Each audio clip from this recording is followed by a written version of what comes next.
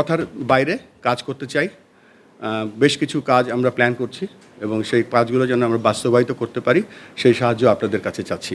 বাংলাদেশে 6 জন ক্রিকেটার বোর্ডে ছিলেন। আমাদের পাস্ট বোর্ড প্রেসিডেন্ট তিনি বাংলাদেশ দলের অধিনায়ক ছিলেন।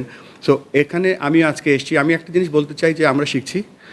আর একটা ব্যাপার হচ্ছে যে আমি কনফিডেন্টলি বলতে পারি যে আমার যেই এই মুহূর্তে যেই স্কিল সেট আছে এটা একটা package.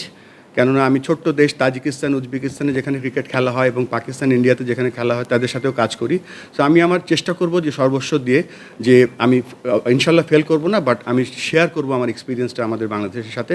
So as a player এখানে আমি বসিনি, আমার যে রোলটা আছে সেই রোলটা আমি ভালো করে পালন করার চেষ্টা করব।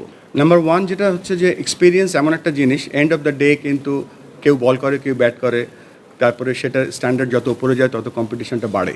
তো আমি আমার কাছে আমাদের যে প্ল্যান করছি সেটা 1 নম্বর প্ল্যান যেটা হচ্ছে যে আমাদের যে অ্যাসোসিয়েট ওয়ার্ল্ডের ক্রিকেটগুলো ছিল যেখানে শিখেছি সেই অঙ্গেকে আমি চেষ্টা করব বাংলাদেশের যে ডিসেন্ট্রালাইজেশন করা বা একটা উপজেলা ছেলে কীভাবে ক্রিকেট খেলে একটা মেন স্ট্রিমে আসতে পারবে উইথ তার কনফিডেন্স বা বিশ্বাস, সেই চেষ্টাটা করব।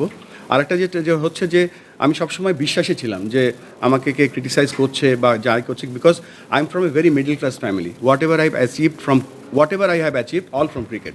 এই ক্রিকেটের সাথে আমি কখনো কোনো নেগোসিয়েশন বা করবো না। তো এটা একটা ব্যাপার, এই জন্য আমি সবসময় সত্য কথা বলার চেষ্টা করি, because this is my not only bread and butter, this has given everything to me. So আমি চেষ্টা করবো যে এক্সপিরিয়েন্সটা আমার কাছে আছে বা আমি প্রমাণ করার চেষ্টা করব সকলকে নিয়ে।